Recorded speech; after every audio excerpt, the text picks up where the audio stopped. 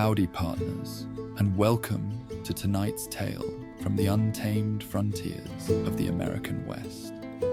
As the evening sun sets over distant mountains, we invite you to lay down your weary head and drift into the mysterious world of Red Dead Redemption.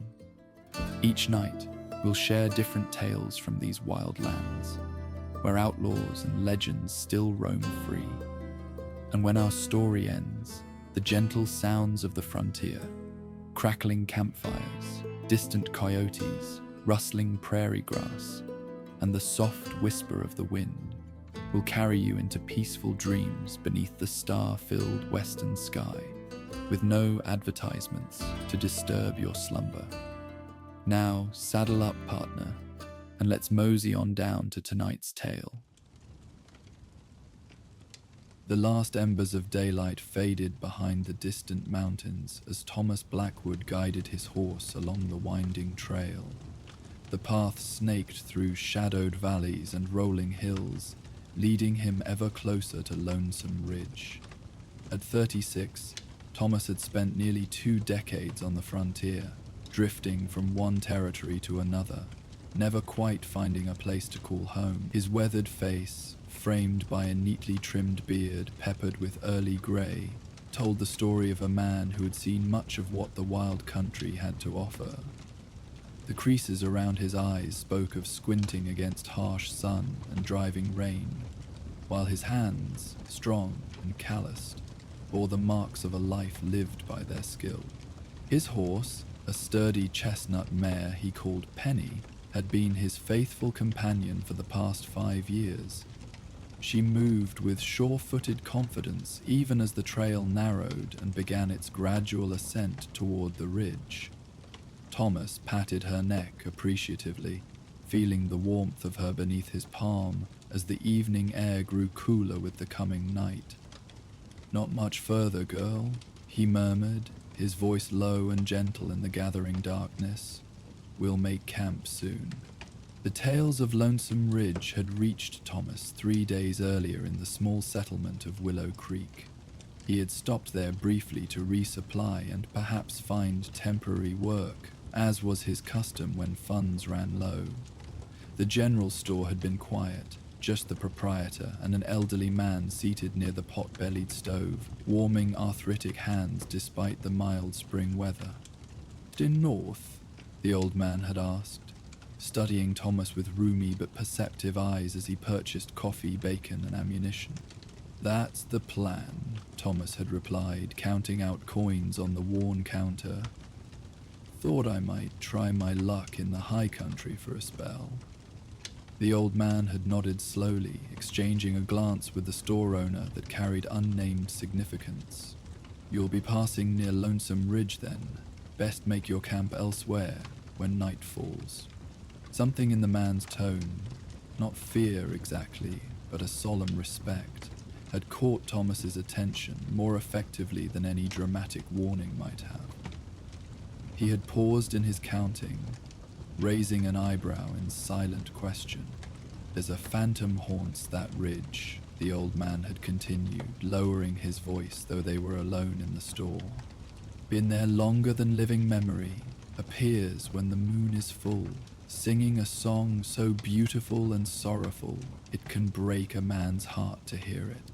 The store owner had made a soft sound, half scoff and half acknowledgement. "My father spoke of it. Said his grandfather had seen the figure once, standing among the stunted pines at the ridge's highest point." Thomas had listened with polite interest, neither dismissing their words nor showing undue concern.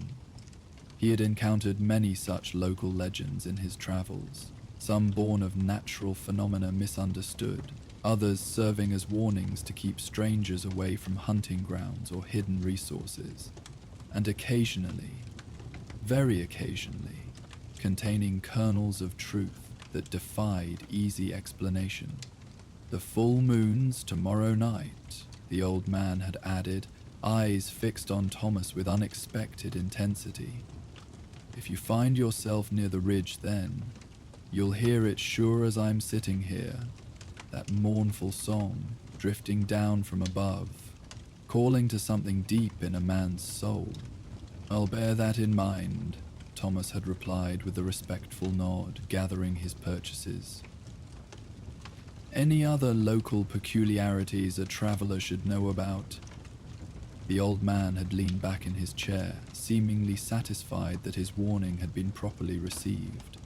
"Nothing so remarkable as the phantom, though the hunting's good in the valley beyond the ridge, if that's your aim." Thomas had thanked him for the information, completing his transaction with the store owner before stepping back into the settlement's dusty main street. He hadn't given much thought to the phantom story at first, filing it away with countless similar tales he'd encountered across the territories.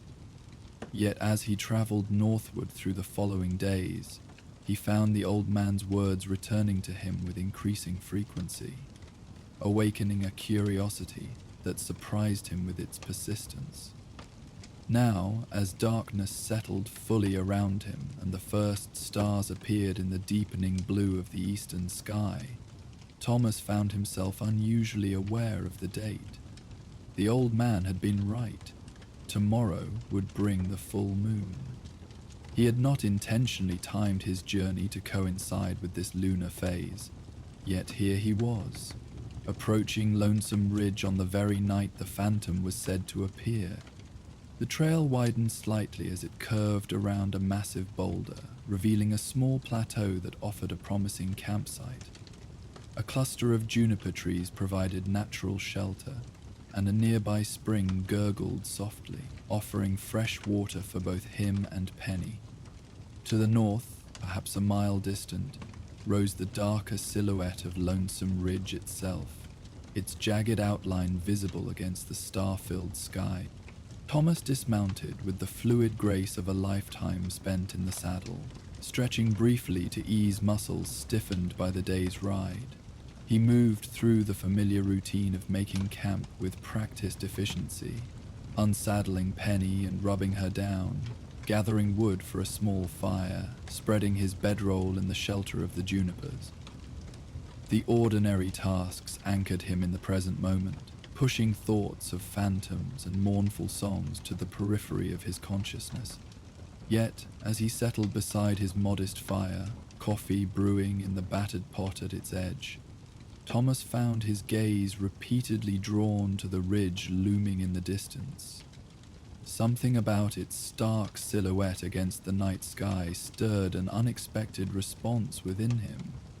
Not fear or apprehension, but a curious melancholy that seemed to emanate from the landscape itself rather than from any internal source.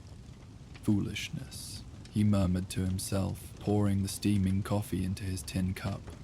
"Listen to yourself, getting fanciful over an old man's tale."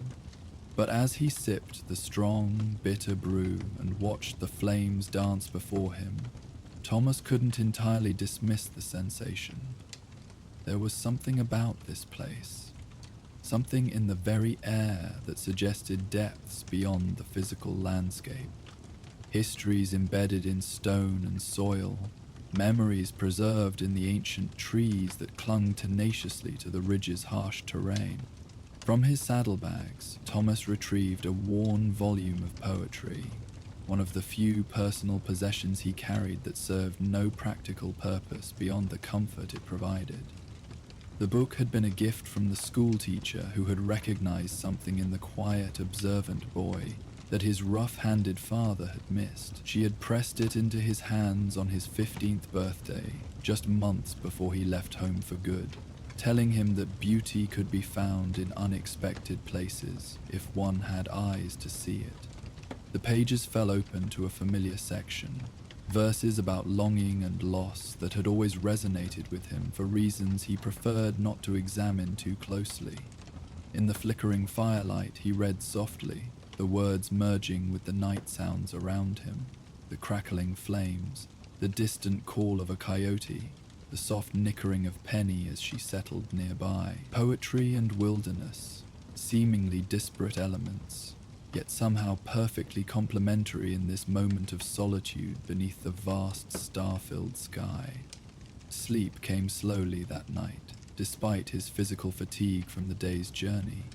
Thomas lay gazing at stars visible through gaps in the juniper branches, listening to the night sounds around him, the soft nickering of Penny as she grazed nearby, the rustle of small nocturnal creatures moving through underbrush, the distant call of a coyote answered by its pack. Ordinary sounds, familiar and ultimately reassuring. Eventually they lulled him into uneasy slumber, his hand never straying far from the revolver beside his bedroll. He dreamed of music, a melody so hauntingly beautiful it seemed to pierce directly to his soul, bypassing conscious thought to touch something deeper, more fundamental. A woman's voice, clear and sweet yet tinged with unspeakable sorrow, singing words he could almost but not quite understand. In the dream, Thomas found himself walking toward the source of the song, drawn inexorably upward along a moonlit path that wound toward the highest point of Lonesome Ridge. As he climbed, the landscape around him shifted subtly, rocks and trees acquiring the indistinct quality particular to dreams, while the trail beneath his feet remained peculiarly solid and real. The voice grew stronger as he ascended, the words gradually resolving into a language he recognized as Spanish, though many phrases remained beyond his comprehension. The emotion required no translation, longing so profound it transcended ordinary experience, sorrow so pure it approached something like exaltation. Near the summit, Thomas paused as the singer came into view. A woman standing at the ridge's highest point, her figure outlined against the moon-bright sky. She wore a dress of another era, its full skirt moving gently in a breeze he couldn't feel. Her face remained in shadow, impossible to discern clearly, yet he had the impression of extraordinary beauty shaped by extraordinary grief. She held something in her hands, a small object that caught moonlight and reflected it back as a tiny beacon. As Thomas moved closer, the singing stopped.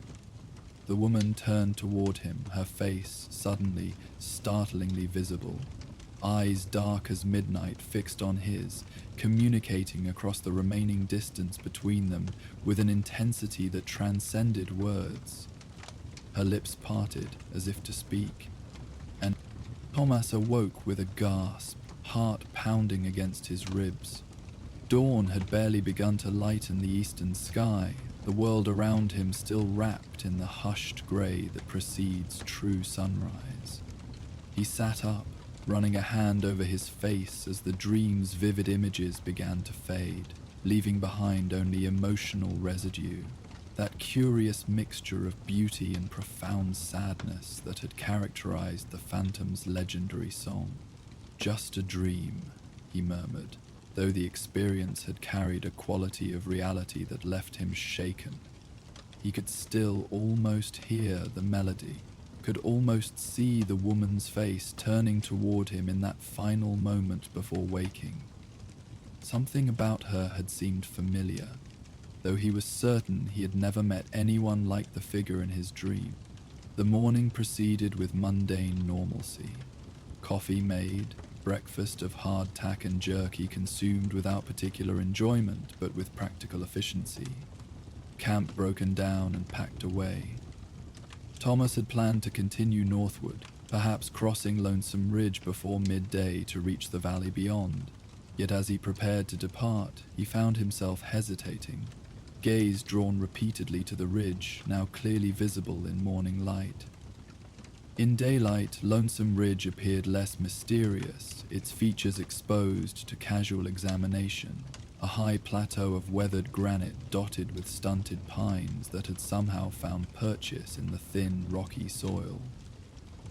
Shadows pooled in crevices and depressions, creating patterns of light and dark across its rugged face. It looked ancient, certainly, bearing the marks of countless seasons of wind, rain, and snow, but fundamentally ordinary, just another geological formation in a land filled with dramatic landscapes. Despite this rational assessment, Thomas found himself adjusting his plans. "What do you think, Penny?" he asked as he tightened the cinch on his saddle. "Should we spend another day in these parts?" The mare snorted softly, shaking her head in a manner that Thomas chose to interpret as agreement. With a small self-deprecating smile at his own susceptibility to suggestion, he mounted and turned Penny not northward as originally intended, but eastward, planning a circuit that would bring him back to this same area by nightfall. He told himself it was simple curiosity, a desire to investigate the source of a local legend, nothing more profound than that. The day passed pleasantly as Thomas explored the surrounding territory. He followed the course of a clear, swift-flowing creek that eventually wound its way around the eastern base of Lonesome Ridge. He spotted deer drinking cautiously at the water's edge, a beaver industriously working on its dam, and once, thrillingly, a black bear fishing in a deeper pool, completely unaware of his distant observation. The land here was beautiful, relatively untouched by human settlement compared to areas further south and east. Around midday, Thomas came upon the remains of what appeared to be an old homestead, stone foundations still visible beneath encroaching vegetation, a collapsed chimney marking where a family had once made their attempt at carving civilization from wilderness. He dismounted, leading Penny as he explored the modest ruins, wondering what stories they might tell if stones could speak. Had the phantom's tale been known to these long-departed settlers? Had they heard the mournful singing drifting down from the ridge on full moon nights? Perhaps they had been the very source of the legend, their experiences transmitted through generations of local memory until they attained the status of folklore. As he stood amid the crumbling remnants of human aspiration, Thomas found himself unusually reflective. His own life had been characterized by movement, by the deliberate avoidance of attachment to people or places. Yet something about this territory, about Lonesome Ridge rising in the near distance, stirred a response he hadn't anticipated, a sense of connection that went beyond the appreciation of natural beauty he typically experienced in his solitary travels. "Getting soft in your middling years," he told himself with wry humor, mounting Penny to continue their circuit of the surrounding area. Yet the feeling persisted as the afternoon lengthened, shadows gradually extending eastward as the sun began its descent toward the western horizon. As afternoon yielded to early evening, Thomas found himself approaching Lonesome Ridge from the east, having completed a wide circle during his day's exploration. The decision to make camp in the same location as the previous night was practical. The juniper grove offered good shelter, the spring provided water, and he was already familiar with the terrain. That his campsite also offered a clear view of the ridge where the phantom supposedly appeared was, he told himself, incidental. Yet as he established his camp with the same methodical care as before, Thomas couldn't deny a growing anticipation as he watched the sky gradually darken and the first stars appear. The full moon would rise soon, and with it, perhaps, the mysterious figure that had haunted local legends for generations. "Just natural curiosity," he remarked to Penny as he brushed her down. "Any reasonable man would want to see for himself." The mare snuffled against his shoulder, seeming unconvinced by his rationalization, but accepting of his decision nonetheless. Thomas smiled, patting her neck affectionately before turning his attention to gathering more wood than the previous night. Something told him he might be awake longer this evening, keeping vigil as the moon traversed the night sky. As twilight deepened toward true night, Thomas prepared a more substantial meal than his usual trail fare. From his supplies, he took a small portion of bacon, slicing it into a battered skillet that had accompanied him across thousands of miles. To this, he added the last of the potatoes he had purchased in Willow Creek, diced small to cook quickly.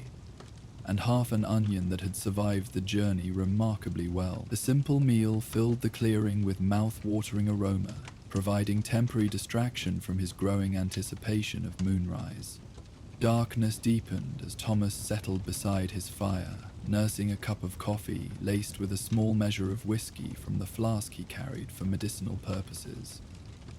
The night was peaceful, wrapped in the subtle symphony of natural sounds that characterized wilderness evenings.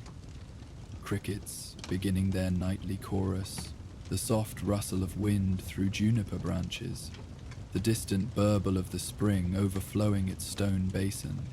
He found himself gradually relaxing, the tension he hadn't fully acknowledged seeping away as ordinary night surrounded him with its familiar presence. From his saddlebag, Thomas retrieved the volume of poetry again, finding comfort in the familiar verses as he waited. The book fell open to a section he had read many times, a long narrative poem about a lover who searches for his deceased beloved across various realms of existence. The tale had always moved him, not for its supernatural elements, which he regarded with healthy skepticism, but for the devotion it portrayed, a love so profound it refused to accept even death as an ending. Then the moon rose, clearing the eastern mountains to flood the landscape with silvery illumination. Full and luminous, it transformed Lonesome Ridge from a dark silhouette to a detailed panorama of light and shadow. The stunted pines stood like sentinels along its upper reaches, their twisted forms clearly visible despite the distance. Moonlight gleamed on exposed granite, revealing the striations and weather-carved patterns that gave the ridge its distinctive character. Thomas watched, mesmerized by the transformation and the subtle beauty it revealed. For nearly an hour, nothing disrupted the tranquil scene. The moon continued its stately progress across the star-filled sky, and Lonesome Ridge remained simply what it appeared in daylight, an impressive geological formation, beautiful in its rugged way, but fundamentally ordinary.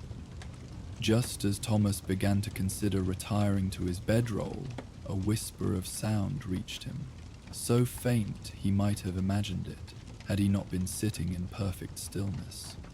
He straightened, setting aside his empty cup to listen with greater concentration.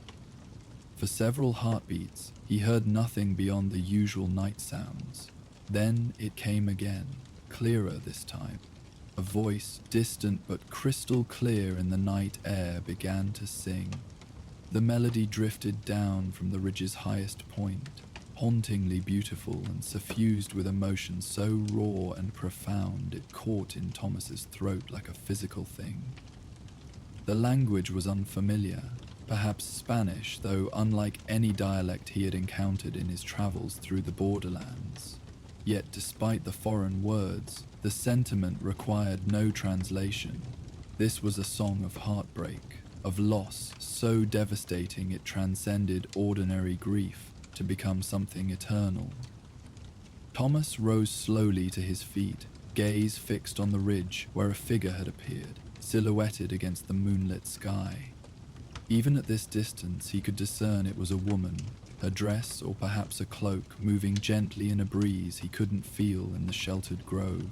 She stood perfectly still, apart from this subtle movement, her voice rising and falling in that achingly beautiful lament that seemed to fill the entire valley with its sorrow.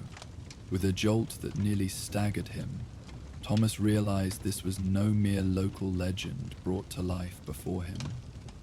This was the woman from his dream, her posture and silhouette unmistakably the same.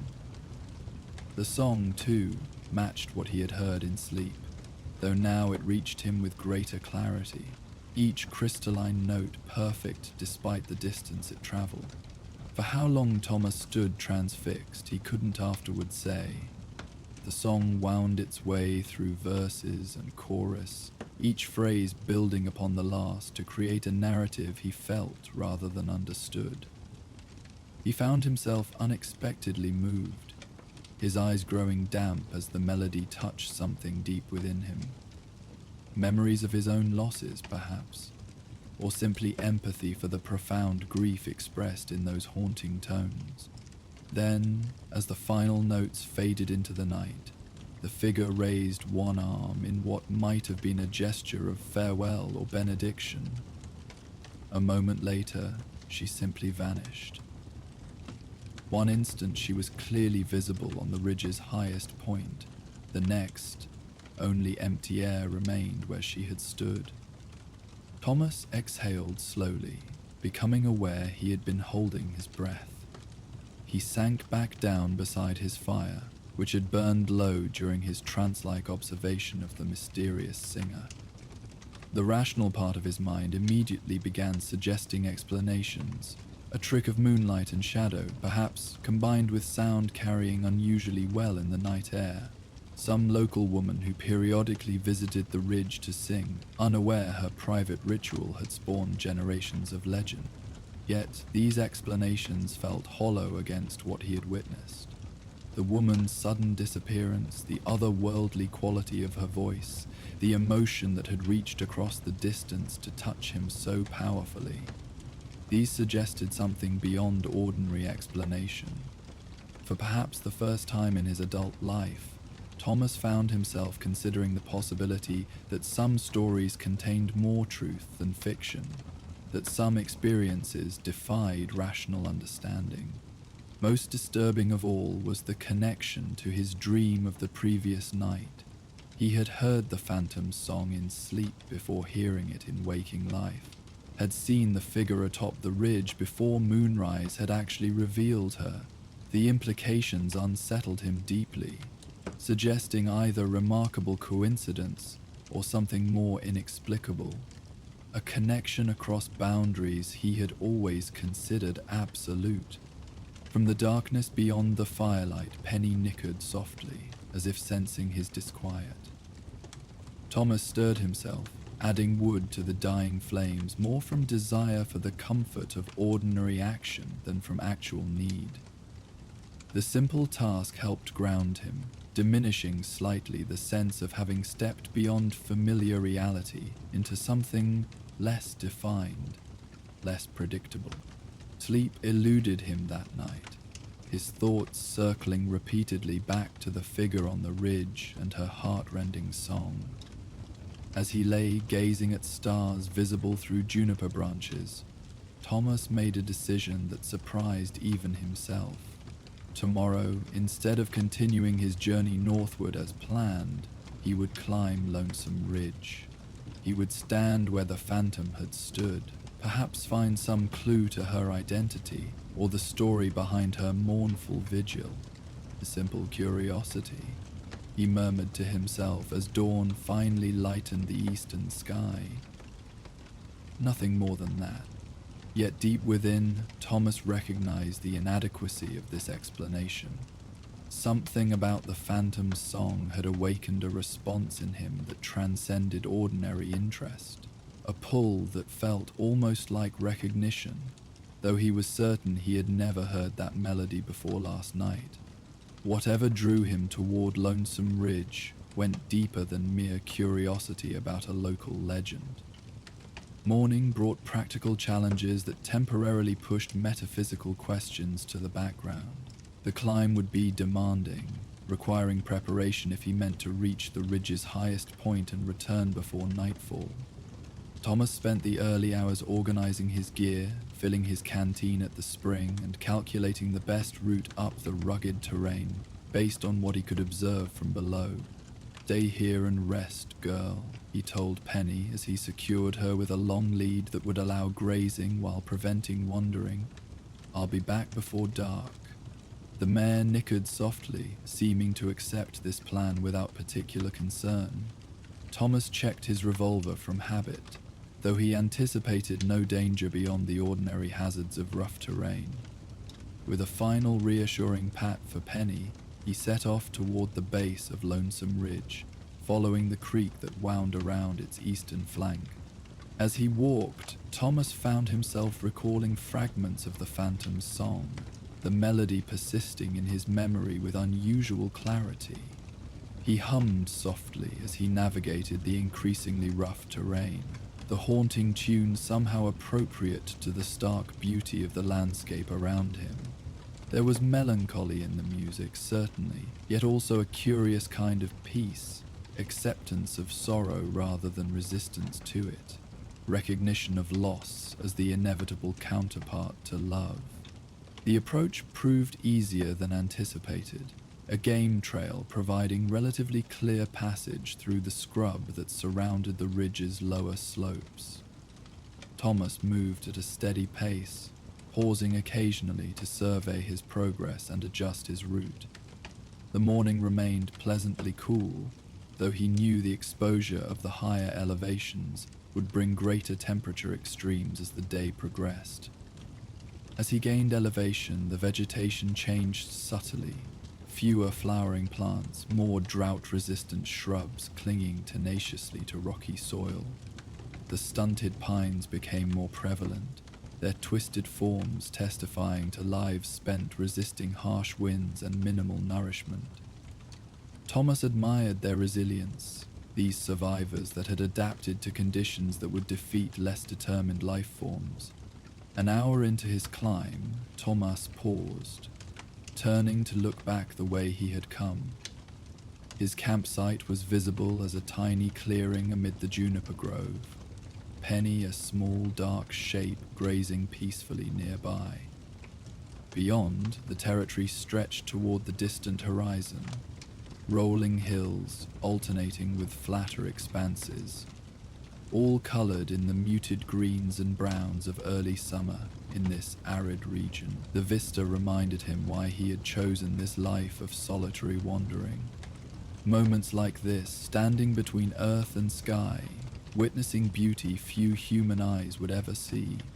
Continuing upward, Thomas encountered sections where the climb became more challenging, requiring careful navigation of loose scree and occasional scrambling over rock faces that offered limited handholds. His progress slowed, each yard gained demanding greater exertion than those below. Yet he persisted, driven by that peculiar compulsion that had awakened with the phantom's song. A need to understand, to witness firsthand whatever secrets Lonesome Ridge might hold. Midday found him 2/3 of the way up the ridge's eastern face, pausing in the shade of an overhanging rock to rest and consume a sparse meal of jerky and hardtack, washed down with water from his canteen. From this vantage point, he could see for miles across the surrounding territory, rolling hills to the east, the distant smudge of mountains to the north, and far below, the tiny dark shape of Penny grazing peacefully near their campsite. The solitude was profound, yet somehow not lonely. Thomas had spent much of his adult life in similar isolation, finding comfort in the quiet companionship of nature rather than the often complicated interactions of human society. Here on the ridge, with only the whisper of wind and occasional call of a soaring hawk for company, he felt a peculiar sense of rightness, as if this journey, this moment, had been somehow inevitable. Rested and refreshed, Thomas continued his ascent. The afternoon sun beat down with increasing intensity, the higher elevation offering little shelter from its direct rays. He conserved his remaining water carefully, aware that underestimating the body's needs in such conditions could prove dangerous. Sweat soaked his shirt, drying quickly in the arid air, only to be replaced by fresh moisture as the exertion continued. The final ascent proved more challenging, the terrain growing increasingly rugged as he approached the ridge's upper reaches. In places, Thomas was forced to find handholds in the weathered granite, pulling himself up short cliff faces that offered no gentler alternative. His hands, already calloused from years of riding and rope work, acquired fresh abrasions despite his care, and his breathing grew labored in the thinner air of the higher elevation. Late afternoon sun cast long shadows across the ridge when Thomas finally reached what appeared to be its highest point, a relatively flat area perhaps 20 yards across dotted with the same twisted pines he had observed from below. Catching his breath, he turned slowly in place, taking in the panoramic view that rewarded his climb. The world spread out around him in all directions, distances softened by the slight haze that hung in the air, colors muted by the angle of the lowering sun. It was beautiful, worth the effort of the ascent purely for the vista it offered. Yet Thomas had come seeking more than scenic beauty. Moving carefully across the uneven ground, he began to examine the area more closely, looking for any sign that might explain the figure he had seen, the song he had heard. At first, nothing appeared out of the ordinary. The flat expanse held the expected features: weathered rock, sparse vegetation, the accumulated debris of seasons passing in this elevated, exposed location. Then, as Thomas circled one of the larger pines, something caught his eye. A flash of reflected light from an object half buried in the thin soil at the tree's base. Kneeling, he carefully brushed away the covering dirt to reveal a small, tarnished locket on a delicate silver chain. The metal was darkened with age, its once polished surface dulled by long exposure to the elements. With gentle fingers, Thomas pried open the hinged case to find a miniature portrait inside. A young woman with dark hair and solemn eyes, her features rendered with remarkable skill despite the tiny canvas. So there was someone, he murmured, studying the portrait with growing certainty, that he was looking at the face of the phantom he had seen the previous night. The resemblance was impossible to verify with absolute confidence, given the distance from which he had observed the singing figure, yet something in those painted eyes sparked recognition. Turning the locket over, Thomas discovered an inscription on the back, the letters worn but still legible: Isabel mi corazón, mi alma, 1851. The Spanish phrase translated to "my heart, my soul," a declaration of devotion from an unnamed lover to this woman Isabel, dated over 30 years earlier. The discovery raised more questions than it answered. Who was Isabel? What had brought her to this remote ridge? And most intriguingly, what connection existed between this tangible relic and the ghostly figure Thomas had witnessed? He pocketed the locket carefully, feeling a responsibility to preserve this fragment of someone's history, even as he wondered what to do with it. As he continued his examination of the area, another object emerged from beneath a flat stone. A folded piece of paper, remarkably preserved despite its age, protected by the rock that had covered it, and perhaps by the generally dry climate of the ridge. With even greater care than he had shown the locket, Thomas unfolded the brittle paper to reveal a letter, written in faded ink, the handwriting elegant but clearly penned under emotional duress. Mi querida Isabel, it began. My dear Isabel. Thomas's Spanish was functional rather than fluent, accumulated through years of travel in territories where the language was commonly spoken. He read slowly, piecing together the narrative that unfolded before him. The letter was from someone named Miguel, apparently a soldier called away to fight in what context clues suggested was the Mexican-American War. He wrote of his love for Isabel, his promise to return to her, his hope that they would build a life together when conflict ended. Espérame en nuestro lugar especial, one line read, wait for me in our special place. Thomas glanced around the flat area atop the ridge, understanding dawning. This had been their meeting place, their special retreat from the world below. The letter continued, expressing deepening concern as Miguel described rumors of a major battle approaching. He feared he might not survive, but promised Isabel that even death would not prevent his return to her. Ni la muerte puede separar dos almas destinadas a estar juntas. Not even death can separate two souls destined to be together. The final lines were increasingly desperate declarations of eternal love, as if Miguel had foreseen his fate and sought to leave Isabel with words that might comfort her in his absence. The letter ended with, "Tuyo para siempre, Miguel." Yours forever. Thomas refolded the fragile paper carefully, a theory forming in his mind. Miguel had died in that anticipated battle, never returning to Isabel as promised. She had come to their special place, this highest point on Lonesome Ridge, to wait for him, perhaps bringing his letter and the locket he had given her as tangible connections to their love. And somehow, in some way that defied rational explanation, she continued to wait, her vigil extending beyond physical death into whatever existence followed. As the realization crystallized in Thomas's mind, memories of his own losses surfaced unbidden.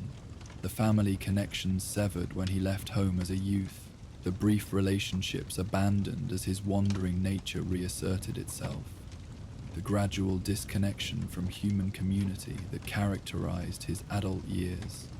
He had never experienced love like what Miguel's letter expressed, had never inspired devotion that transcended death itself. The recognition brought unexpected melancholy, a sense of having missed something essential despite the richness of his experiences. The sun had begun its descent toward the western horizon, reminding Thomas that his return journey would need to begin soon if he hoped to reach camp before full darkness. Yet he found himself reluctant to leave, feeling an unexpected connection to the long-ago lovers whose story he had inadvertently discovered.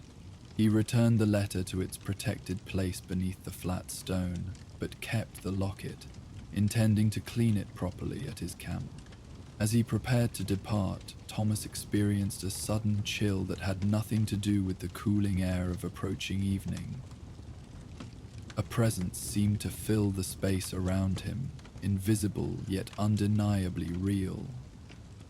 The sensation wasn't threatening, carrying instead a melancholy similar to what he had felt while listening to the Phantom's song.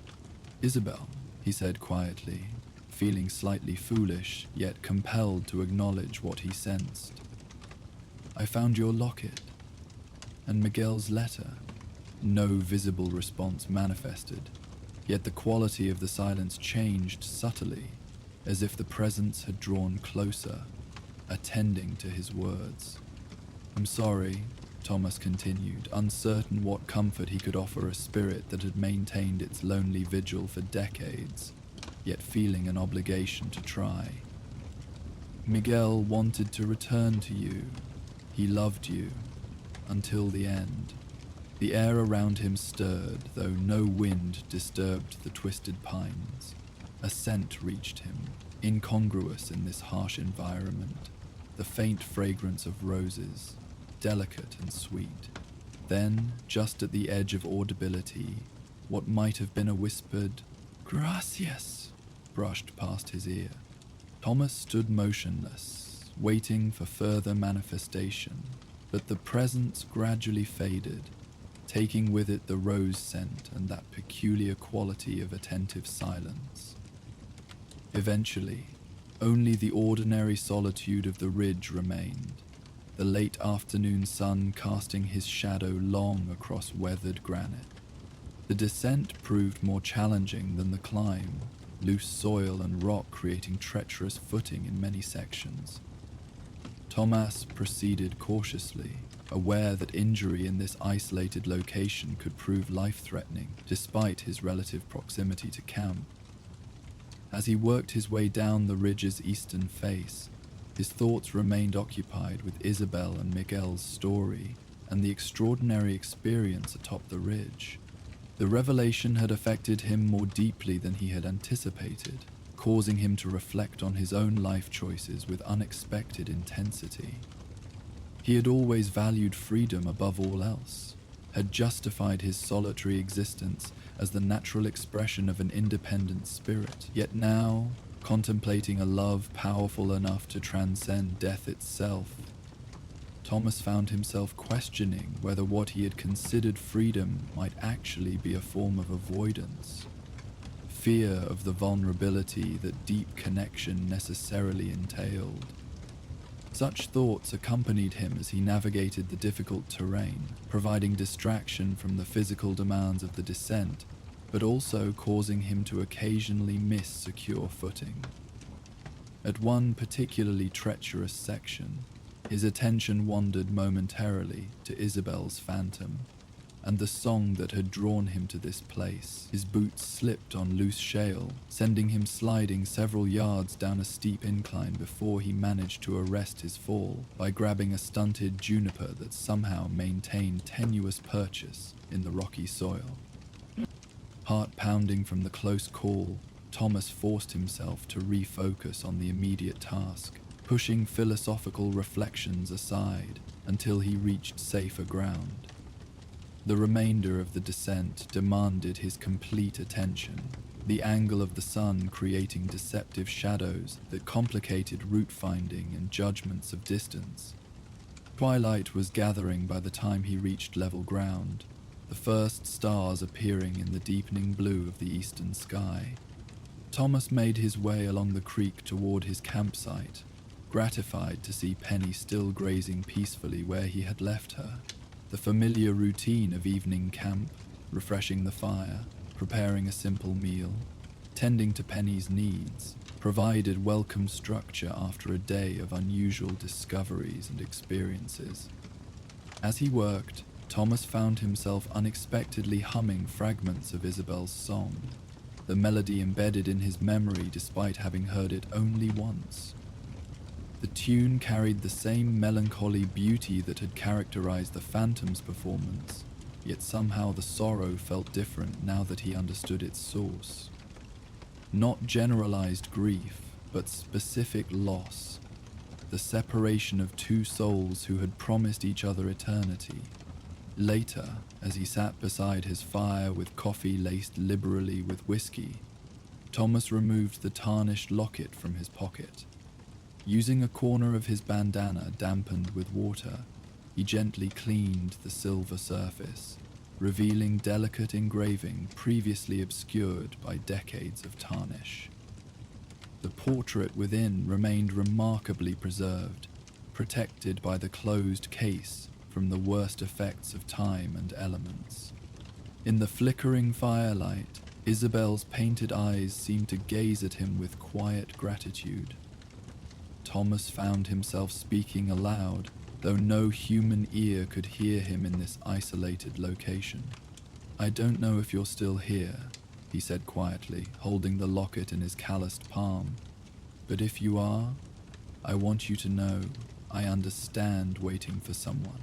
Not like you've waited, perhaps, but I know what it means to hold on to hope long after others would have let go." The fire crackled, sending sparks spiraling upward toward the star-filled sky. Thomas continued, words coming more easily in this solitary darkness than they might have in daylight or company. "I think Miguel found his way back to you in the only way he could. That's why you sing up there, isn't it? Not from sorrow anymore, but to guide him home. To keep your promise to wait in your special place." The night remained still around him, offering neither confirmation nor denial of his theory. Yet Thomas felt a growing certainty that the Phantom's song was not purely an expression of grief, as local legend suggested, but something more complex. A beacon, perhaps. A way of maintaining connection across the boundary that separated living and dead. As he turned the locket in his hands, catching firelight on its silver surface, Thomas found himself thinking of his own life, the perpetual movement, the deliberate impermanence of his connections to people and places. It had always seemed the natural expression of his character, yet now he wondered whether it might be response to some long-ago hurt, some loss he had never properly acknowledged, even to himself. "We're not so different, you and I," he murmured to the absent Isabel, both waiting in our own ways. You for your Miguel to find his way back to you, me. He paused, considering. Perhaps I've been waiting too, though for what, I couldn't rightly say. From her tethered position at the edge of the clearing, Penny nickered softly, as if offering commentary on his midnight philosophizing. Thomas smiled, acknowledging the gentle mockery with a raised cup in the mare's direction. You're right, girl, getting fanciful again. Yet the thoughts persisted as he finished his coffee and prepared for sleep, unrolling his bedding and settling beneath the canopy of stars visible through gaps in the juniper branches. There was something about this place, about Isabel's story, that resonated with him in ways he couldn't fully articulate even to himself. Some recognition of devotion's power, perhaps, or simply appreciation for love that refused to accept finality. As the moon rose, full and luminous for the second night, Thomas found himself watching Lonesome Ridge with new perspective. The mysterious figure was no longer simply a local curiosity or unexplained phenomenon, but Isabel, a woman who had loved and lost, who had kept faith long after reasonable hope had died, whose devotion transcended ordinary human limitations. When the singing began, drifting down from the ridge's highest point just as it had the previous night, Thomas listened with deepened appreciation for the emotion it conveyed. The melody remained hauntingly beautiful, the foreign words still beyond his complete understanding, yet now he heard more than sorrow in those crystal notes. There was longing, yes, and lingering grief, but also steadfast devotion and perhaps, though this might have been his own projection, a quality of joyful anticipation, as if each performance brought reunion incrementally closer. The figure appeared as before, silhouetted against the moonlit sky. This time, Thomas raised the locket, holding it where firelight caught its silver surface, a small beacon sending answering gleam up toward the distant singer. Though he couldn't be certain at such distance, he believed the phantom paused in her song, attention drawn to his gesture. When the melody resumed, it seemed directed specifically toward him, each note carrying communication beyond the literal meaning of its words. Thomas listened, transfixed, as Isabel's voice filled the night with her story. Loss and longing, faithful waiting, and the enduring power of love that refused to accept separation as final. The song appeared to gain strength as it continued, a current of emotion that bridged the physical distance between ridgetop and campsite, between phantom singer and solitary listener. Thomas found himself unexpectedly moved, tears forming despite his habitual stoicism. There was something in the music that touched parts of himself he had long kept walled away, capacities for connection, for vulnerability, for the profound commitment to another that Isabel's decades-long vigil represented. As the song concluded, and the figure once again raised her arm in that gesture of farewell or blessing, Thomas responded in kind, lifting his hand in acknowledgement of shared understanding. The phantom remained visible a moment longer than the previous night before vanishing, leaving only empty moonlight where she had stood. Sleep came easier that night, Thomas's dreams filled with fragments of melody and impressions of a love strong enough to transcend death. He dreamed of Isabel and Miguel in their youth, meeting on the ridge when both were alive and filled with hope, their joy untouched by the separation war would soon impose. He dreamed of Isabel returning alone after news of Miguel's death reached her, bringing his letter and the locket to the place they had shared, her grief overwhelming, yet somehow containing seeds of the devotion that would eventually transcend ordinary mortality. Most vividly, he dreamed of Isabel as she appeared now, neither fully corporal nor completely spirit, existing in the liminal space between worlds, singing her song of love and longing beneath the full moon. In the dream, she turned toward him, acknowledging his witness to her story, accepting his understanding as a form of companionship in her solitary vigil. Thomas woke with the dawn, feeling unusually rested despite the emotional intensity of the previous evening, a sense of purpose gradually crystallizing as he moved through his morning routine. The encounter with Isabel's phantom had affected him more deeply than he had anticipated, causing him to reconsider not only her story, but aspects of his own life he had long avoided examining too closely. The locket lay beside his bedroll where he had placed it before sleeping, its silver surface catching early sunlight. Thomas picked it up, considering what he should do with this tangible connection to Isabel and her story. The obvious answer would be to return it to its original location atop the ridge, yet something told him this wasn't the right course. The locket had revealed itself to him for a reason. There was meaning in his discovery that went beyond random chance. As he prepared breakfast, coffee, and the last of his bacon, Thomas found himself recalling details from Miguel's letter. The young soldier had mentioned a specific battle approaching, had expressed fear that he might not survive the conflict. With the date of 1851 inscribed on the locket and references that suggested the Mexican-American War, it should be possible to identify which engagement had claimed Miguel's life, and perhaps even locate his final resting place. The thought grew into conviction as Thomas proceeded with his morning routine. He would take the locket with him, not as a souvenir or curiosity, but with purpose. He would research Miguel's fate, locate his burial site if records permitted, and place Isabel's locket there, reuniting in physical form the tokens of love that had been separated by circumstance and tragedy. Perhaps then, he murmured as he packed his sparse belongings, she might find rest, or at least completion. As he saddled Penny in preparation for departure, Thomas considered the journey ahead. It would require deviation from his habitual wandering, might demand resources beyond what his limited funds typically supported.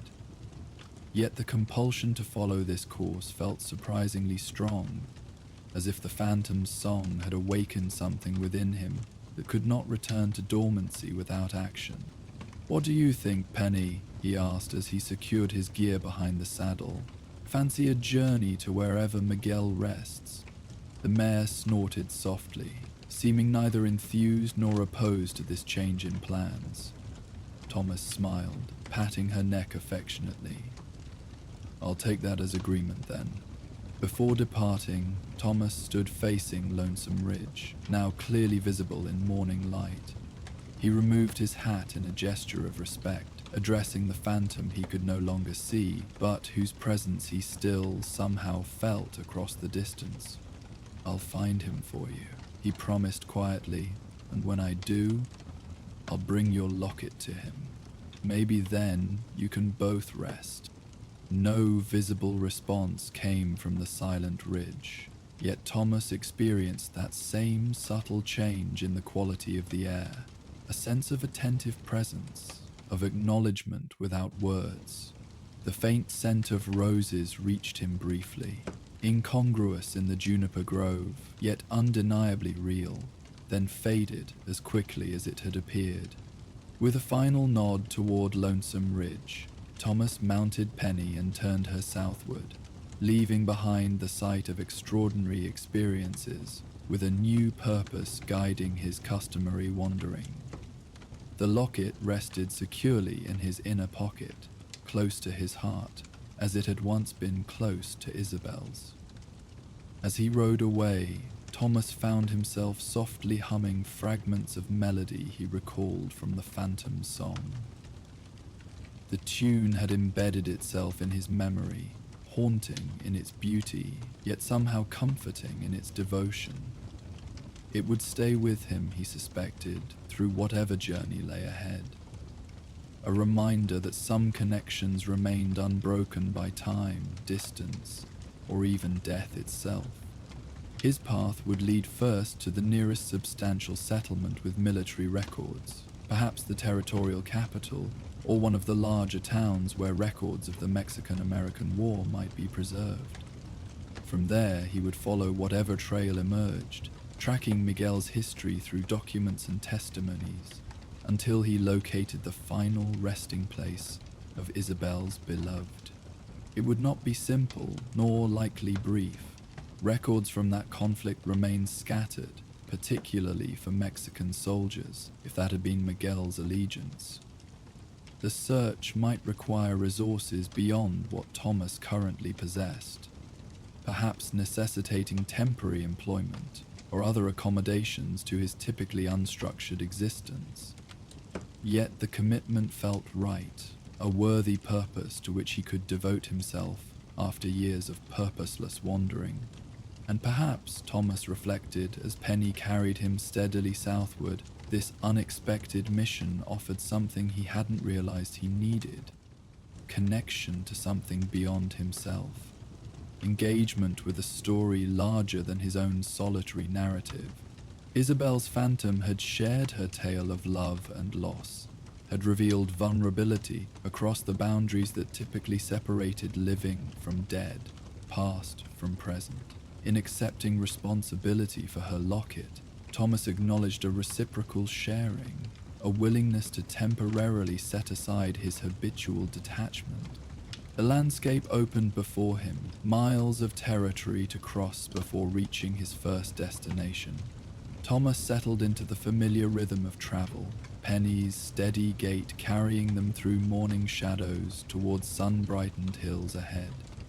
The phantom of Lonesome Ridge would continue her nightly vigil, singing her song beneath the moon until the love it expressed found completion. And Thomas Blackwood, drifter and solitary wanderer, had somehow become part of that story. Not merely witness to ancient sorrow, but potential instrument of its resolution. As Penny carried him toward the distant horizon, Thomas felt a curious lightness despite the responsibility he had assumed. For the first time in longer than he could remember, his wandering had purpose beyond mere survival or restless exploration. He rode now with direction, guided by a promise made to a phantom whose song had touched something long dormant within his own heart. The locket nestled against his chest seemed to pulse with gentle warmth, as if infused with the love it symbolized. Love that had endured beyond ordinary limitations, that had transformed grief into faithful waiting, that might yet find its completion through his unexpected intervention. Thomas smiled, facing the rising sun as a new day and a new journey unfolded before him. The phantom's song accompanied him in memory, no longer merely sorrowful but tinged with hope, a melody of enduring devotion that transcended death itself to become something eternal. Behind him, Lonesome Ridge receded into distance, its secrets shared, its phantom's vigil acknowledged. Before him lay unknown territory, both physical and spiritual, to be traversed with newfound purpose. And somewhere between past and future, between memory and anticipation, between phantom song and tangible silver, existed the possibility that love might yet complete its interrupted circle, bringing peace to those who had waited so faithfully for reunion. As Thomas Blackwood rode toward the horizon, the phantom song fading into memory, the vast territory of the frontier continued to hold countless untold stories, tales of love, loss, and lingering spirits caught between worlds. While Lonesome Ridge kept its silent vigil, other landscapes harbored their own mysteries and ghostly guardians.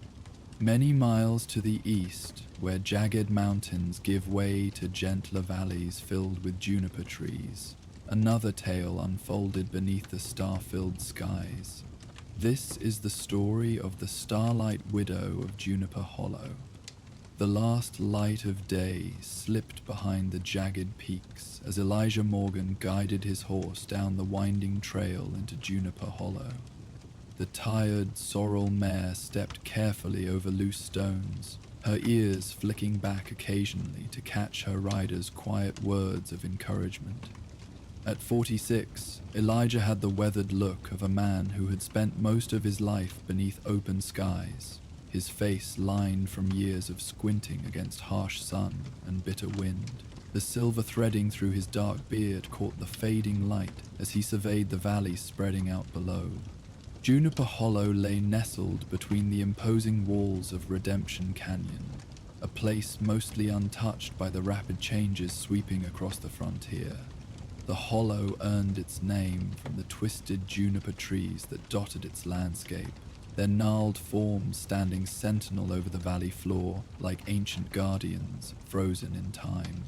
As darkness gathered, these trees transformed into shadowy silhouettes against the deepening blue of the evening sky.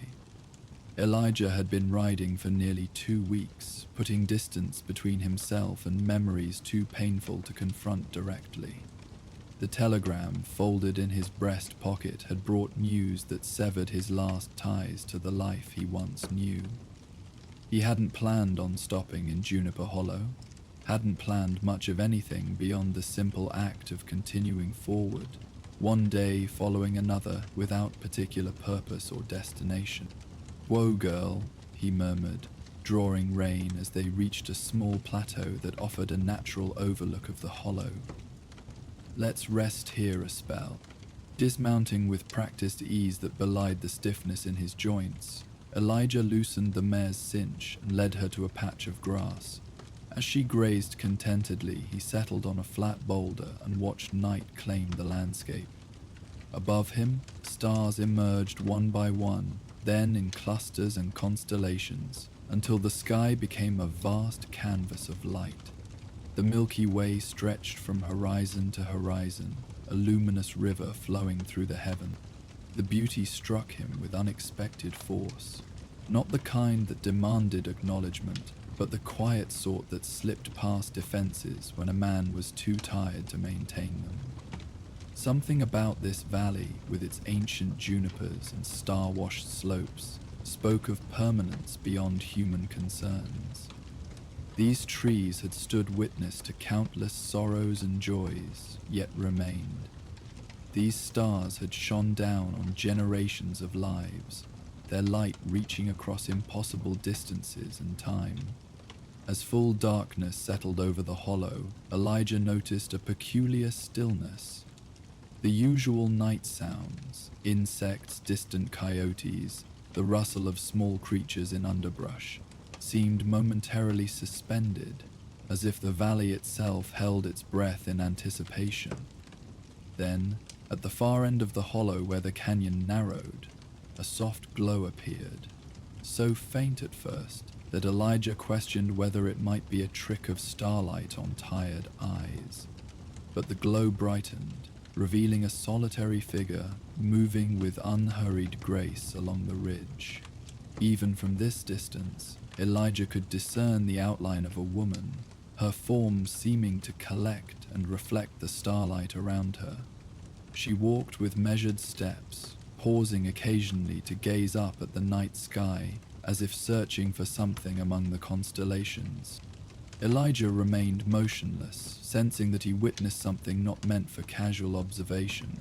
The figure continued her slow progress along the ridgeline, eventually disappearing behind a stand of junipers. Long after she vanished from sight, the impression of her luminous presence lingered in Elijah's mind, like the afterimage of a candle flame against closed eyelids. His mare nickered softly, breaking the spell. Night sounds resumed, a gentle chorus of crickets, the distant hoot of an owl, wind sighing through juniper branches. Elijah shook his head slightly, wondering if exhaustion had conjured the vision. Yet something about the hollow felt different now, as if the brief appearance had altered the texture of the darkness itself. "Come on, Belle," he said quietly, rising and adjusting the saddle. "Let's find somewhere proper to make camp." He guided the mare down the remaining switchbacks into the heart of the hollow, mind still filled with the image of the glowing figure. As they reached level ground, Elijah spotted the warm flicker of firelight through trees ahead, signs of habitation he hadn't noticed from the overlook. Following a faint trail, he emerged into a small clearing where a crude cabin stood, its weathered logs silvered by age and elements. A porch fashioned from split logs wrapped around two sides, and on it sat an elderly man tending a fire in a stone pit. The old man looked up without surprise as Elijah approached, as if midnight visitors were commonplace in this remote valley. His face was deeply lined, with a wild tangle of white beard that reached nearly to his chest. Pale blue eyes, startlingly clear despite his apparent age, assessed Elijah with frank curiosity. "Evening," the old man called, his voice surprisingly strong. "Been watching you up on that ridge for a spell. Figured you'd make your way down eventually." Elijah reined in at a respectful distance.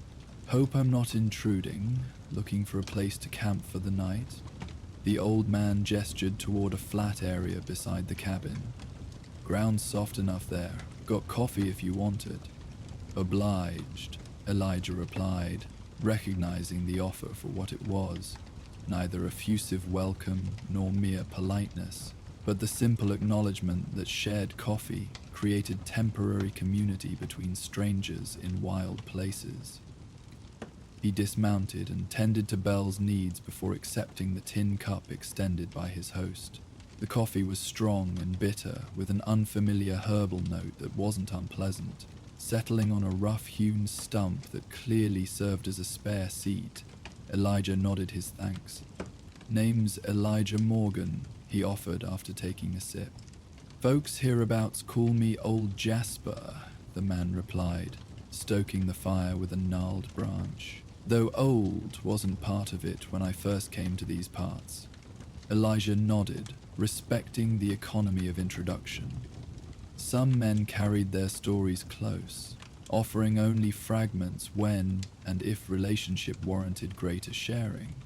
He understood this instinct well. They sat in companionable silence for a time, the fire casting dancing shadows across the clearing while stars wheeled overhead. Jasper occasionally added small branches to the flames, movements practiced and deliberate as a ritual.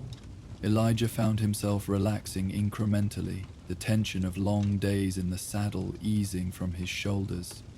"Saw something peculiar up on the ridge," he finally remarked, curiosity overcoming reticence. A figure glowing in the starlight. Jasper's weathered face revealed nothing as he looked up from the fire. "You saw the widow then? Most folks pass through without glimpsing her. She doesn't show herself to just anyone." "The widow?" Elijah asked, instinctively keeping his voice low as if they discussed something sacred. Jasper nodded toward the ridge where Elijah had seen the luminous figure. "The Starlight Widow of Juniper Hollow. Been walking these hills every night for nigh on 20 years now, ever since Thomas Blackwell drew his last breath in her arms." Something in Jasper's tone, a blend of reverence and sorrow, suggested personal connection rather than mere local legend. Elijah waited, sensing more to the story but unwilling to press. The old man's gaze had drifted beyond the fire, perhaps seeing across years rather than mere distance. "I knew her before," Jasper continued after a long moment, "before she became what you saw tonight. Leah Blackwell was her name.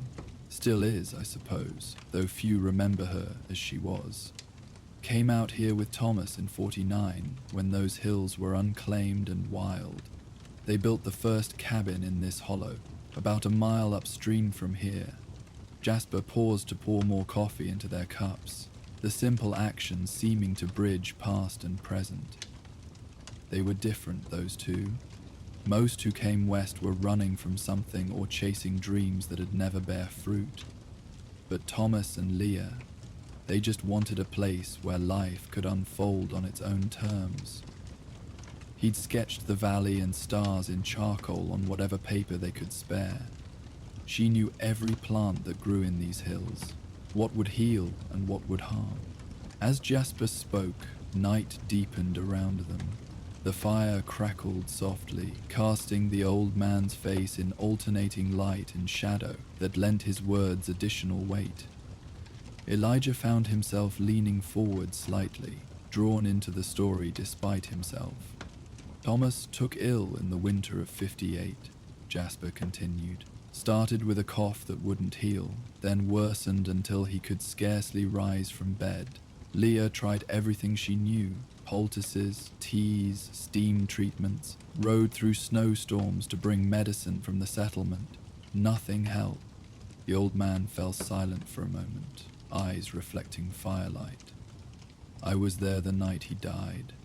Sky was clear as crystal, stars bright enough to cast shadows.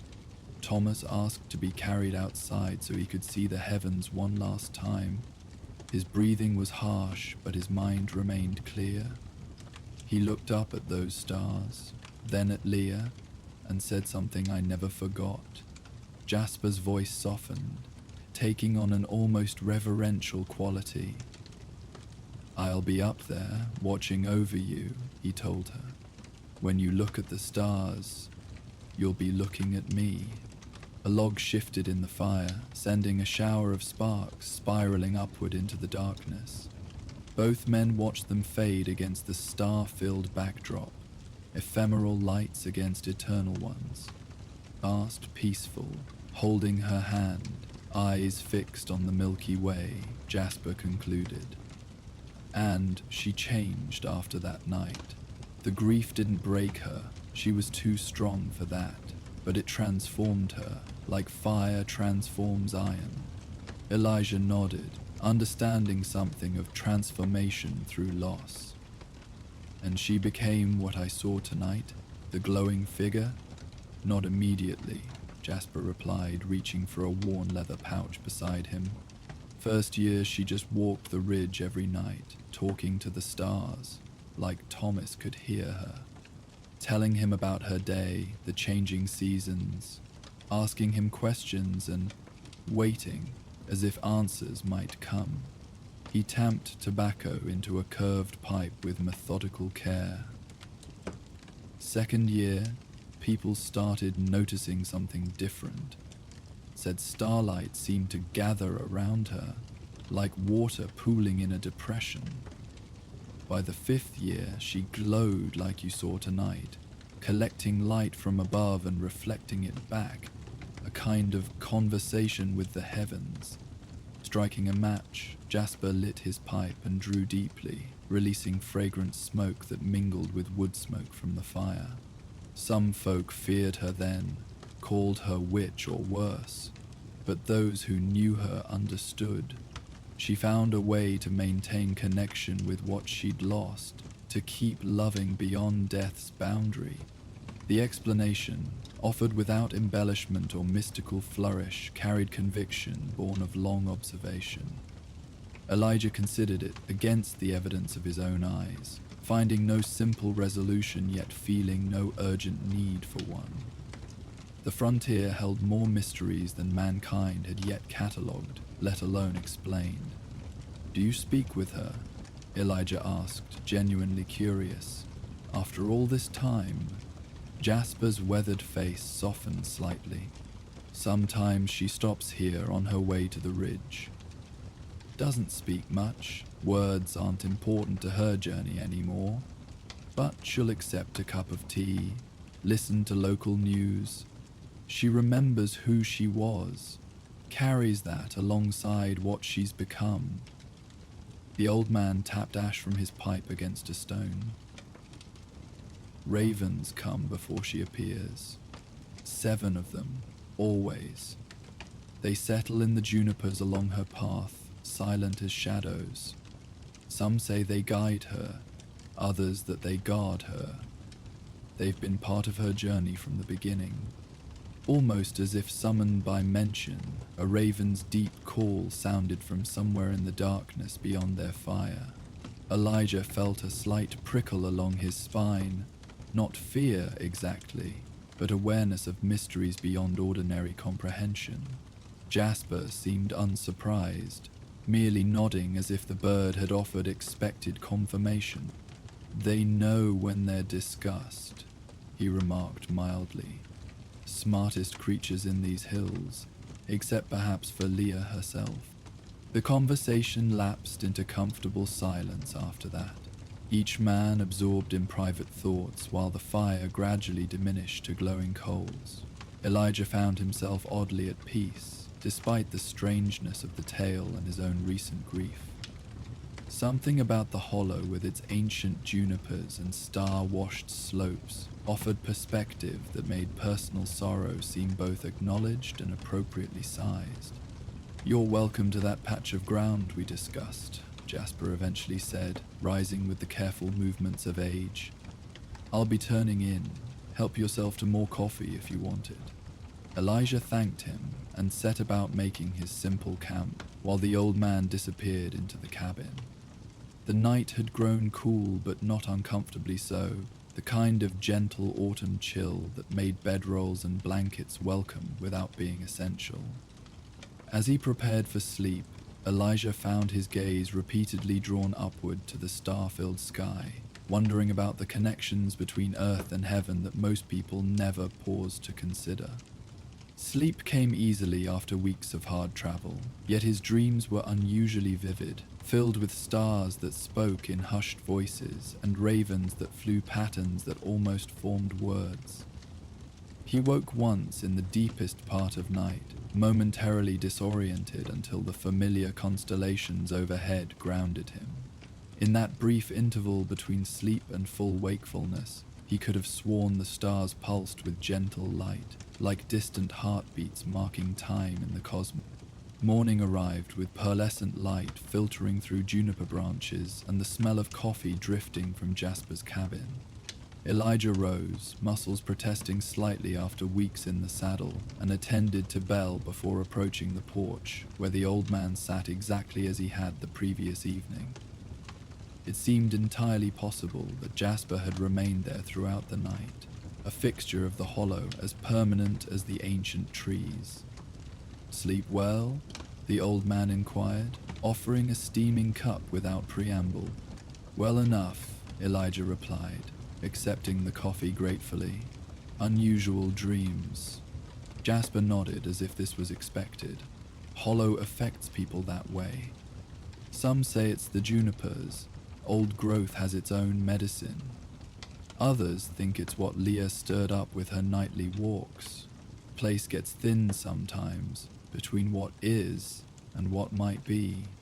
The observation, delivered matter-of-factly alongside comments about coffee and weather, struck Elijah as quintessentially frontier, this casual acknowledgement of mystery woven through mundane existence. Out here, beyond the reach of civilization's rigid categorizations, people recognized spiritual currents that flowed through physical landscapes, accepting their influence without necessarily requiring explanation. They shared a simple breakfast of corn cakes and jerky, discussing practical matters like water sources and game trails with the easy rhythm of men accustomed to wilderness living. Only when Elijah began preparations for departure did the conversation return to the hollow's luminous resident. "You said she walks every night," Elijah remarked, checking Belle's saddle girth. "Always the same path?" Jasper considered the question while refilling his pipe. "Route varies some with seasons. Midsummer, she follows the highest ridge where evening light lingers longest. Winter, she keeps to lower paths sheltered from the worst winds, but always ends at Stargazer's Point, outcropping on the eastern ridge where she and Thomas used to watch meteor showers." He gestured toward a distinctive formation visible even from their position. That flat-topped rock with the single juniper. Best view of the night sky in the whole hollow. If you've nowhere pressing to be, might be worth visiting before you move on. The suggestion, offered casually yet with subtle emphasis, caught Elijah's attention. "Any particular reason?" Jasper tamped tobacco with a gnarled finger, expression thoughtful. Places hold memories, not just in human minds but in the land itself. Some spots gather stories like hollows gather rainwater, becoming deeper with each passing. That point has collected 20 years of Leah's conversations with the stars. Makes for a particular kind of quiet a man might find valuable, especially one carrying what you are. The observation, this recognition of grief without direct acknowledgement, surprised Elijah. He'd said nothing of his circumstances, yet this perceptive old man had apparently read volumes in his silence and weathered face. "What makes you think I'm carrying anything?" he asked, more curious than defensive. Jasper lit his pipe, watching smoke curl upward. Nobody rides without purpose, unless they're fleeing something worse. Your eyes have that distance in them, looking past what's in front of you to something nobody else can see. Known that look since I first wore it myself. The simple truth of this assessment rendered denial pointless. Elijah nodded slightly, acknowledging both observation and the respectful restraint behind it. No details demanded or offered, just recognition of shared human experience. "Might be worth a visit then," he conceded, securing his bedroll behind the saddle. "I thank you for the company and coffee." Jasper waved off the thanks with pipe in hand. "Hollow provides what's needed. I just happen to be part of it this time." They parted with the comfortable brevity of men who understand that words matter less than the silences they punctuate. Elijah mounted Belle and guided her away from the cabin, following a faint game trail that wound through juniper groves toward the eastern ridge. The morning had warmed pleasantly, sunlight dappling through branches and highlighting patches of late wildflowers that dotted the valley floor. The trail gradually steepened as it approached the ridge, requiring more careful navigation. Belle picked her way through rocky sections with the sure-footedness that had made her a reliable companion through difficult terrain. Elijah allowed her to set the pace, his thoughts drifting between Jasper's story and his own recent loss. The telegram that had brought news of his brother's passing remained in his breast pocket, its crisp edges softened by repeated handling. Two brothers who had chosen different paths, one remaining in the ordered world of Eastern civilization, the other seeking whatever lay beyond known boundaries. They had maintained connection through infrequent letters that bridged geographical distance, while acknowledging the greater separation of divergent lives. Now that tenuous connection was severed permanently, leaving Elijah unmoored in a way that surprised him after years of self-imposed solitude. The grief felt complex, not just for his brother but for conversations never had, understanding never reached, reconciliation perpetually deferred until time ran out. Death rendered provisional arrangements permanent, transforming someday into never. These thoughts accompanied him as the trail curved around a massive boulder and suddenly opened onto the outcropping Jasper had identified as Stargazer's Point. The description proved accurate. The formation created a natural platform with unobstructed views across the hollow and beyond to distant mountains. A single ancient juniper grew from a crack in the stone, its twisted trunk and spreading branches creating a natural shelter at one end of the flat expanse. Dismounting, Elijah secured Belle in the shade of the juniper and moved to the edge of the outcropping. The view was breathtaking. Juniper Hollow spread below like a living map, its contours and features rendered in perfect detail from this elevated perspective. Beyond the hollow, the landscape extended to a distant horizon, where mountains rose blue and mysterious against the sky. But it wasn't just the view that made this place remarkable. As Elijah stood motionless, he became aware of an unusual quality to the silence. Not absence of sound, for wind still whispered through juniper needles and birds called occasionally from the valley below, but a different texture to the quiet. as if the air itself held memories of words spoken here over many years. Moving to the center of the outcropping, he noticed smooth depressions in the stone, places where repeated human presence had worn away rough edges. Here, someone had sat night after night, year after year, communing with stars and memory with such devotion that the very rock recorded their vigil. Elijah settled into one of these natural seats, feeling an immediate sense of rightness, of connection to something larger than himself, yet intimately personal. Above him, the juniper's gnarled branches framed a patch of sky where stars would appear when darkness fell. The position seemed deliberately chosen for this perspective, this window to the heavens. Time passed differently on the outcropping. Shadows shifted as the sun traversed the sky, yet Elijah remained, held by something he couldn't quite name. He ate sparingly from his provisions, drank from his canteen, and simply existed in this place where grief had been transformed into something else, not eliminated or denied, but channeled into ritual that acknowledged love's continuation beyond physical presence. Afternoon surrendered gradually to evening, colors deepening across the landscape as direct light surrendered to softer illumination. Elijah watched the transformation with heightened awareness, noticing subtle shifts in hue and texture that marked day's transition to night. As shadows lengthened across the hollow, he heard a distinctive sound that made him turn toward the juniper. A raven perched on a lower branch, regarding him with intelligent eyes that reflected the last golden light. Then another arrived, settling beside the first, followed by 5 more until 7 ravens observed him with collective scrutiny that felt eerily purposeful. None made sound after their arrival, creating a semicircle of watchful silence that raised the hairs on Elijah's neck. Evening, he found himself saying, the greeting emerging unbidden. I mean no disrespect by being here. The birds made no response beyond continued observation, yet something in their posture suggested neither hostility nor fear, perhaps assessment, as if determining his worthiness for whatever came next. Bell showed no concern at their presence, which Elijah found oddly reassuring.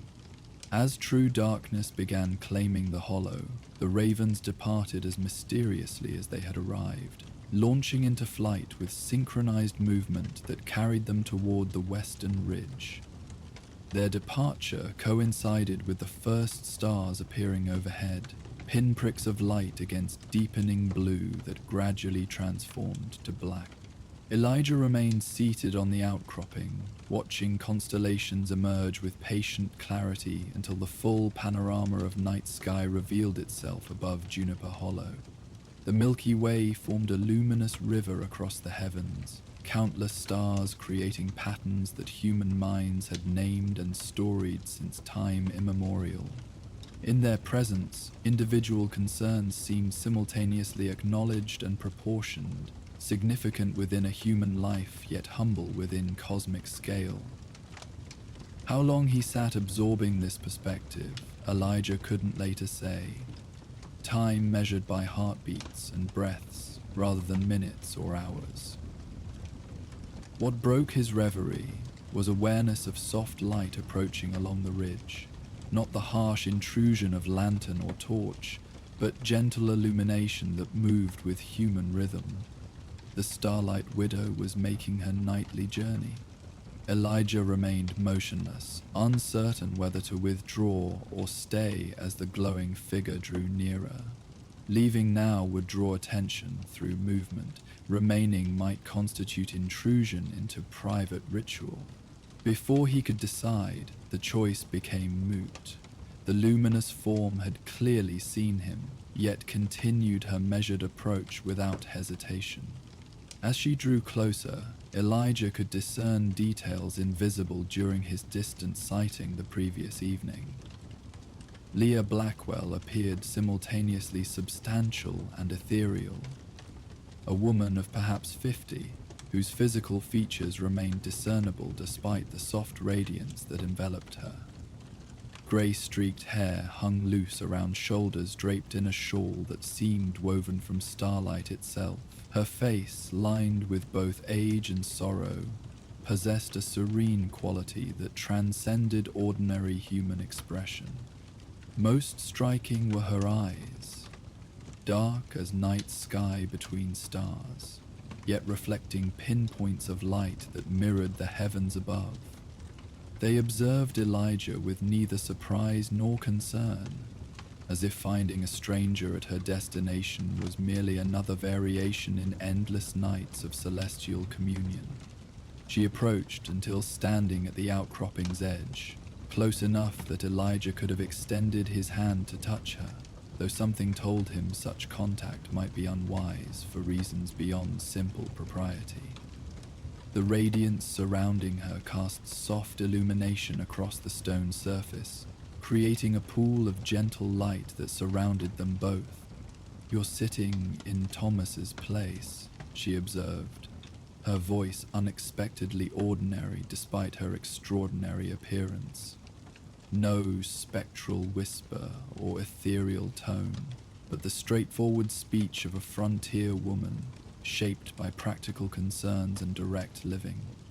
"My apologies," Elijah replied, making to rise. "I didn't mean to intrude." She gestured for him to remain seated. "He doesn't mind sharing, not anymore." Moving with fluid grace that seemed partially liberated from gravity's insistence, she settled into the adjacent depression worn smooth by countless nights of her own presence. The living need places to sit more than the dead. This matter-of-fact assessment, delivered without drama or mystical inflection, struck Elijah as profoundly frontier in its practical acknowledgement of spiritual reality. Out here, beyond civilization's rigid categories, the division between living and dead became more permeable, less absolute than Eastern sensibilities insisted. They sat in surprisingly comfortable silence as full darkness claimed Juniper Hollow and stars brightened overhead. The woman's luminosity remained constant, not the harsh glare of artificial light, but soft radiance reminiscent of pearls or certain mushrooms that glowed in deep forest darkness. It illuminated the immediate area of the outcropping while leaving the surrounding night intact, creating an island of gentle light beneath the vast star field. "Jasper said you might come," she remarked eventually, gaze directed skyward. "Said you carried something heavy." The observation, like Jasper's earlier one, demonstrated perception that transcended ordinary awareness. Elijah considered how to respond, finding himself unwilling to offer empty denial, yet uncertain how to articulate what he himself didn't fully understand. "My brother died," he said finally, simplicity serving better than elaboration. "Back east." She nodded, still watching the stars. "Recent?" 3 weeks ago. Got the telegram in Amarillo." Another nod, acknowledgement without the effusive sympathy that often made grief more burdensome rather than less. "Were you close?" The question struck to the heart of his complicated sorrow. "Not for many years, different paths, yet it weighs on you." "Yes." "Nazi, unfinished." She observed, the single word encompassing volumes. "Yes," Elijah agreed, surprised by how perfectly this stranger had identified what he himself had struggled to articulate. "Unfinished." She turned slightly toward him then, starlight reflected in her dark eyes. "That's what most grief is. Conversations interrupted, questions unanswered, reconciliations postponed. We mourn the closing of doors we assumed would remain open indefinitely." The insight, offered without presumption or instruction, resonated with Elijah's experience in ways that more conventional condolences never had. This strange woman, transformed by her own grief into something neither fully human nor entirely other, understood the complex texture of loss in ways those untouched by profound bereavement could not. "Does it get easier?" he asked, the question emerging before he could consider its propriety. If she found it impertinent, she gave no sign. "Not easier, different. Grief transforms if you allow it, becoming something you carry rather than something that carries you." She gestured toward the stars above. "Like light traveling across impossible distances, changing form but never diminishing." They fell silent again, watching the slow wheel of constellations overhead. Elijah found himself relaxing into the strangeness of the situation. This conversation with a woman who glowed with starlight, discussing grief's geography as if mapping familiar territory. Something about her presence made peculiar circumstances seem natural, even inevitable, as if their meeting represented convergence of journeys that had been approaching intersection for some time. "May I ask about him?" Elijah ventured after a while. "Thomas?" Her expression softened, radiance briefly intensifying. "He loved these stars, knew their names and stories, both from books and from natives who lived here before us. Said every culture looks at the same stars but sees different patterns, not because the stars change, but because the stories we need from them do." She pointed toward a particular constellation. "He showed me 7 brothers there, where I'd always seen a water dipper. Taught me coyote and rabbit, where others see twins. Said stars don't mind holding multiple stories simultaneously." The memory clearly brought joy alongside sorrow, that complex emotion unique to bereaved who have loved deeply and continue loving beyond physical separation. Elijah recognized it from brief, precious moments in his own grief, when remembrance transcended pain to touch what remained, genuine and indestructible. 20 years is a long vigil, he observed quietly. "Is it?" she asked, seeming genuinely curious. "Measured against what?"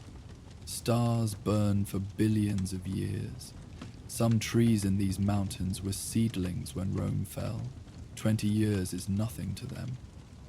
The perspective was simultaneously humbling and comforting, this placing of human experience within larger contexts that neither diminished its significance nor exaggerated its centrality. Elijah found himself nodding, recognizing truth that transcended conventional measures. "How did it happen?" he asked, gesturing vaguely toward her luminous appearance. "This transformation." She considered the question thoughtfully, as if recalling process not fully consciously directed. "Grief has its own intelligence. When faced with unbearable separation, some part of me reached outward instead of collapsing inward. Stars became my witnesses, then companions, then conduits. The boundary between their light and my sorrow grew permeable." She extended one hand into the space between them, examining the soft glow that encompassed it. "Thomas said he would be in the stars, watching over me. I took him literally, spoke to him through them, night after night. Something listened. Whether him or the universe itself, I cannot say with certainty. But connection formed. Light answered grief, and gradually I changed." The explanation, offered without embellishment or mystical flourish, carried conviction of direct experience. Elijah considered it against evidence of his own eyes and ears, finding no simple resolution, yet feeling no urgent need for one. Some mysteries required witnessing rather than explaining, respect rather than categorization. "The ravens?" he inquired, remembering their strange appearance and departure. A smile touched her lips, genuine though tinged with something not quite melancholy. "They came the night Thomas died and never left. 7 of them, keeping distance yet remaining present through all seasons. They announce my evening journey, watch from junipers, follow at respectful distance.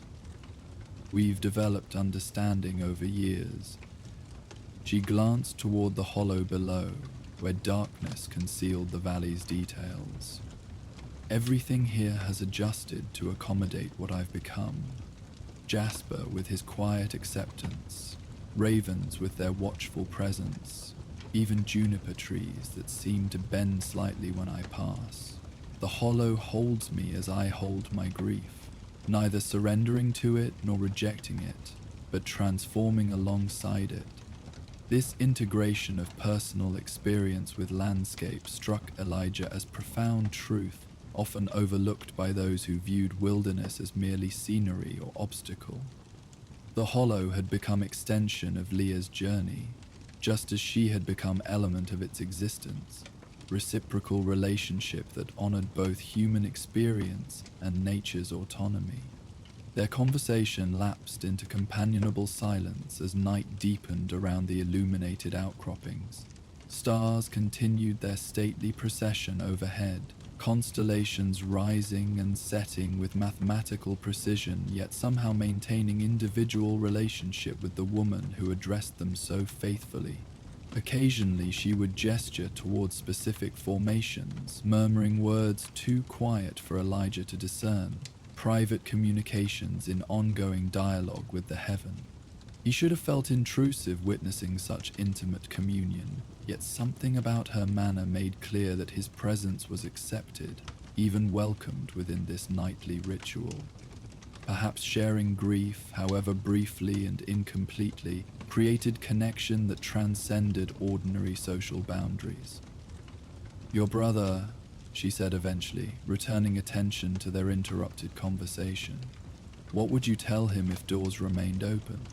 The question caught Elijah unprepared, cutting directly to essence of his unresolved sorrow. What would he say, given opportunity now forever lost? What words could possibly bridge decades of separation, misunderstanding, divergent choices? "That I'm sorry," he began slowly, surprising himself with this initial response. Not for choosing different paths, but for allowing that choice to create distance greater than geography, for letting pride transform temporary separation into permanent estrangement.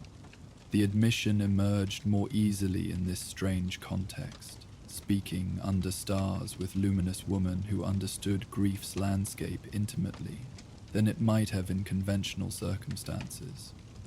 Something about the setting invited honesty, stripped of pretense or self-protection, and that I respected his choices. Elijah continued, words finding their way through emotional terrain he had avoided examining directly. Envied them sometimes, though I'd never have admitted it. His certainty, his ability to build something lasting in one place while I kept moving, always restless. He fell silent, surprised by emotions surfacing after long suppression. The woman beside him offered no interruption or redirection, creating space where difficult truths could emerge at their own pace. Her presence provided witness without judgment, attention without expectation, rare gifts that made vulnerability possible. Most of all, he concluded quietly that despite everything, he remained my brother. That connection never broke, just stretched thin across years and distances.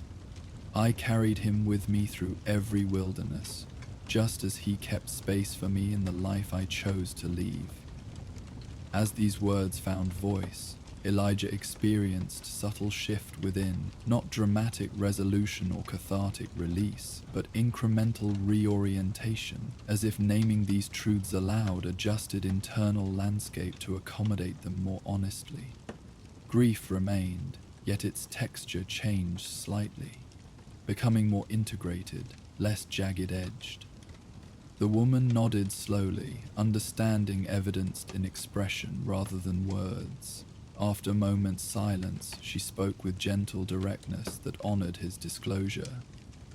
"The stars hear you.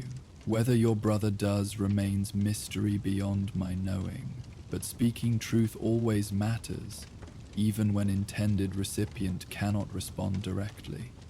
She gestured toward the vast canopy above them.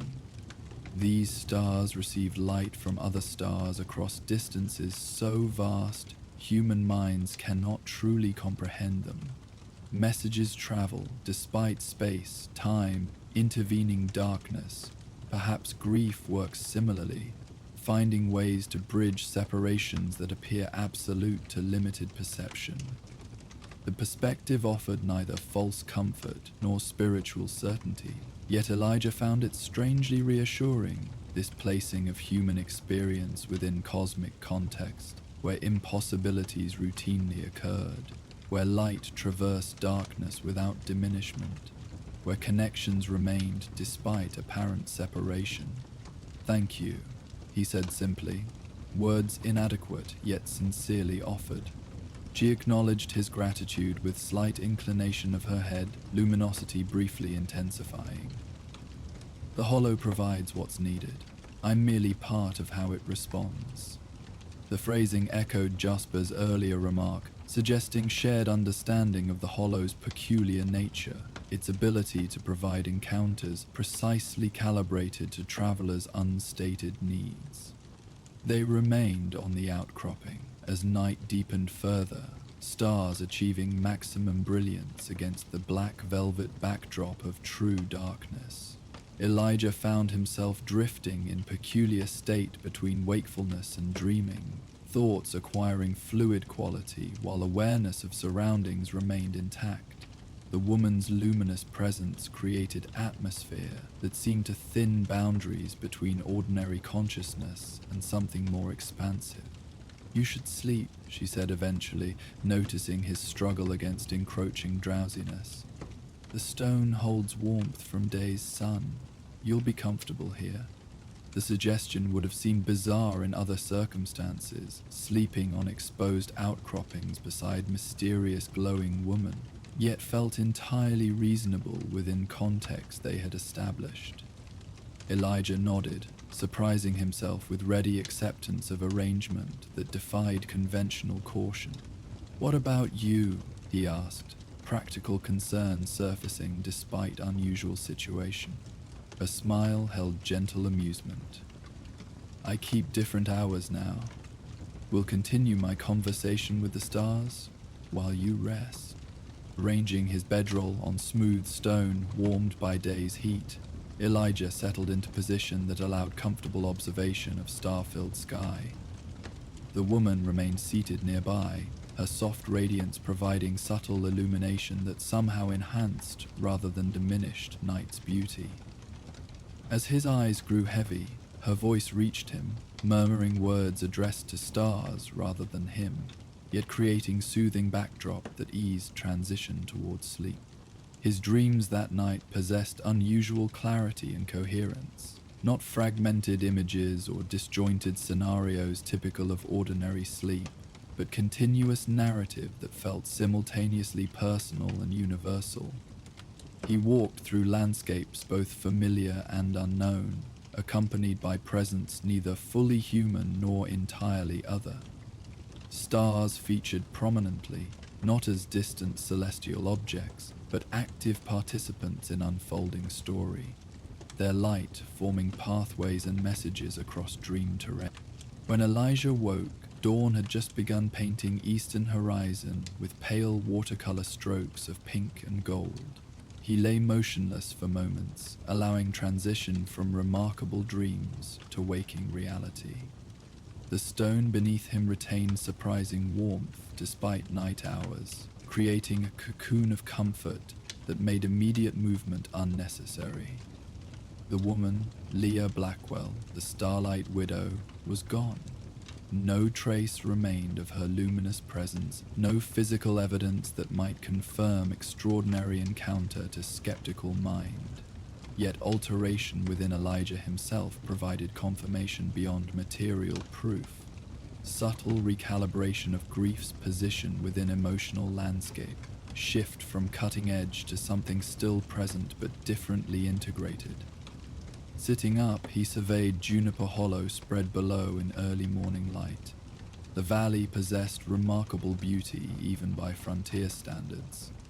Juniper trees creating patterns across rolling terrain, distant walls of enclosing canyon catching first direct sunlight while valley floor remained in gentle shadow. Something about witnessing this transition from night to day, from same location where he had observed reverse journey, enhanced appreciation for cyclical nature of all transformation. Movement caught his peripheral vision, dark shapes launching from nearby juniper into dawn sky. The ravens, 7 of them, circling once above the outcropping before flying toward western ridge in formation that seemed deliberately arranged. Their departure felt like formal conclusion, ceremonial punctuation to encounter that existed partially outside ordinary time and circumstance. Elijah broke camp with deliberate care, ensuring nothing remained to mark his temporary presence on outcropping that clearly served purposes beyond casual visitation. Belle greeted him with soft nickering, apparently untroubled by nights spent in unusual location. As he checked her condition and tightened saddle girths, Elijah found himself listening to morning sounds with heightened attention. Birds announcing territories, wind through juniper needles, distant water over stone, as if each might contain messages previously overlooked. The descent from ridge proceeded smoothly, trail more easily navigated in morning light than previous days' late approach. Elijah maintained unhurried pace, allowing Belle to pick careful path while his thoughts integrated extraordinary experience into framework that acknowledged mystery without requiring definitive explanation. Some encounters served purpose beyond full rational accounting.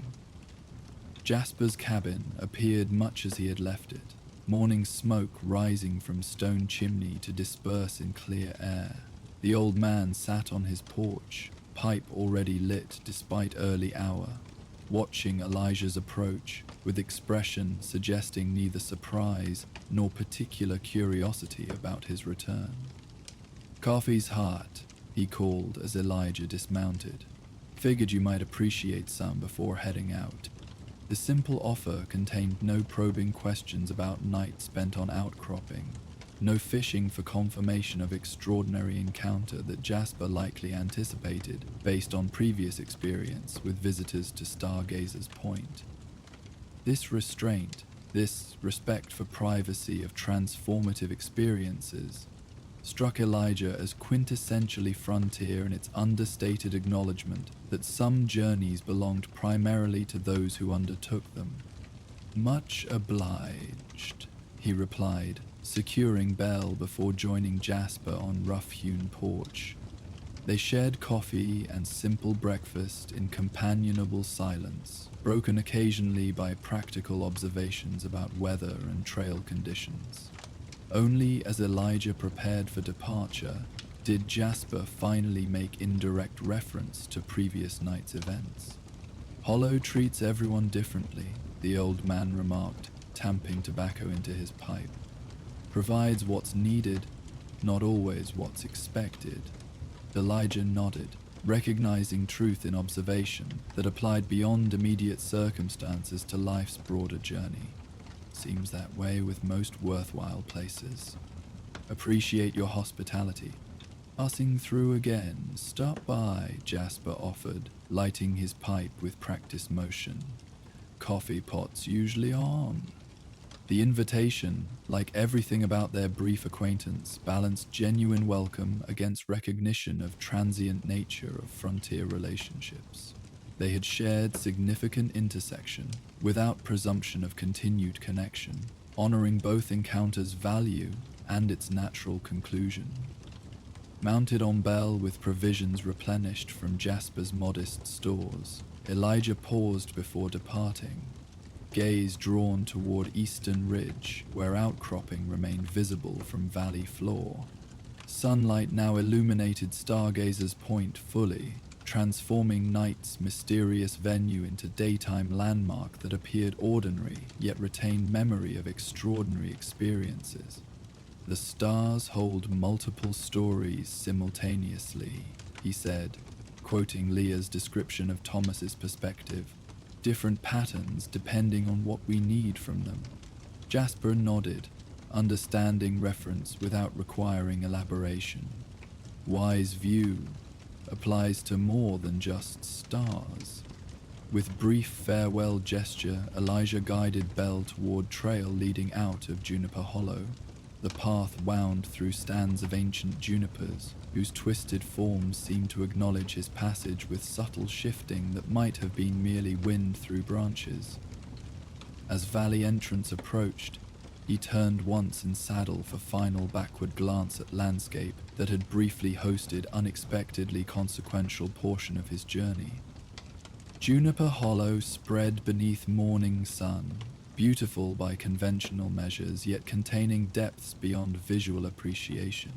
Somewhere within its embrace, a woman who had transformed grief into luminous connection continued her extraordinary existence.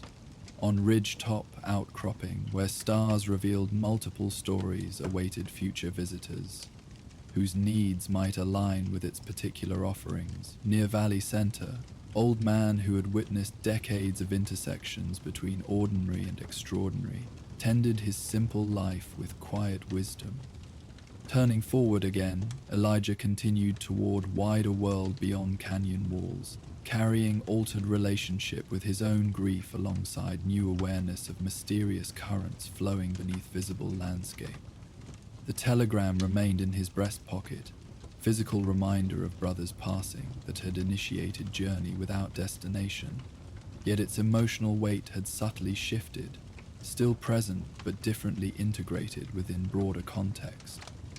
Ahead lay frontier without predetermined path. Behind remained hollow where starlight transformed sorrow into something luminous yet grounded in genuine human experience. Between these positions, Elijah traveled with heightened awareness that grief's landscape contained possibilities beyond conventional understanding. Doorways that remained partially open despite apparent finality. Connections that persisted across separations physical consciousness perceived as absolute. As passage through canyon walls completed transition from hollow to wider wilderness, morning sun warmed his shoulders, while breeze carried scent of sage and distant rain. Belle maintained steady pace, each step marking continued journey through territories both physical and emotional, both mapped and mysterious. Above, single raven appeared briefly against blue sky before banking toward distant ridge, solitary witness to departures that contained seeds of future arrivals, endings that held beginnings yet to unfold.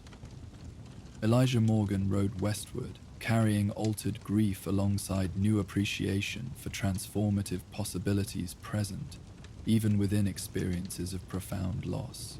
Stars would emerge again with evening's arrival, holding multiple stories simultaneously, offering patterns aligned with human needs without surrendering cosmic perspective that placed individual sorrows within universal context, where light traveled across darkness without diminishment. The starlight widow of Juniper Hollow continued her luminous vigil on distant ridge, transformed by grief that had become pathway rather than prison. Somewhere between these journeys, one anchored to specific location, one continuing across unknown territories, connection had formed that altered both travelers in ways that defied simple explanation, yet honored experience's genuine significance.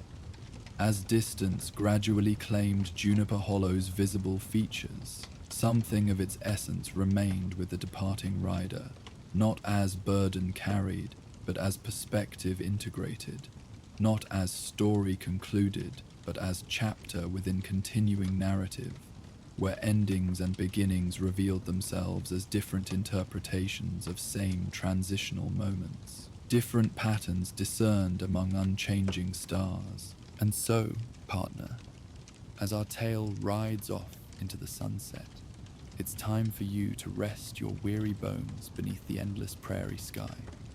Let the sounds of the West be your lullaby tonight, from the gentle crackle of the campfire to the soft prairie winds and the distant song of nightbirds, all flowing uninterrupted, with no advertisements to break the peace of your slumber. Sweet dreams, cowpoke, and may your trail lead to peaceful pastures tonight.